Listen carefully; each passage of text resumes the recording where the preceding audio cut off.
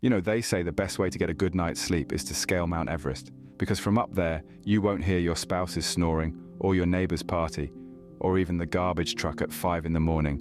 You'll just hear, well, nothing. Welcome to the world of the bravest adventurers, the winter climbers of Mount Everest, the folks who look at a mountain covered in ice and snow and think, yes, that looks like a delightful place for a stroll. Now, climbing Everest is no walk in the park, or rather it is, if that park is a frozen wasteland with a peak that reaches into the stratosphere. But the winter climbers, they're a different breed. They look at the biting winds, the sub-zero temperatures and the icy slopes and say, bring it on. Remember the time when your mum bundled you up in a million layers to face a mild winter day? Well, multiply that by 1,000, and you would still fall short of the gear these climbers wear. They say fashion is pain, but in this case, fashion is survival. The climb up Everest is a slow, grueling process. It's like watching paint dry, if that paint was on a canvas of ice and your life depended on it. And the view, oh, the view is breathtaking, literally. At that altitude, every breath you take is a precious commodity.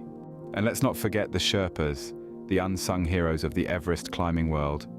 They're like your local grocery delivery guys, but instead of delivering milk and bread, they're hauling gear and supplies up a mountain. Talk about a tough gig. Climbing Everest in winter is an exercise in persistence, resilience, and sheer stubbornness. It's like trying to eat a bowl of soup with a fork. It's difficult, it's frustrating, and most people would just give up and use a spoon. But not these climbers. No, they're determined to eat that soup, one painstakingly slow bite at a time. And after weeks of battling the elements, they finally reach the top. And what do they find there? A breathtaking view, a sense of accomplishment, and a lack of oxygen. But hey, 2 out of 3 ain't bad. So there you have it, folks. The winter climbers of Mount Everest.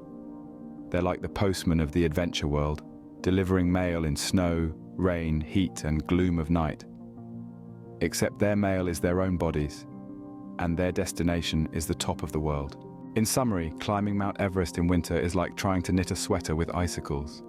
It's a chilly, difficult, and often thankless task.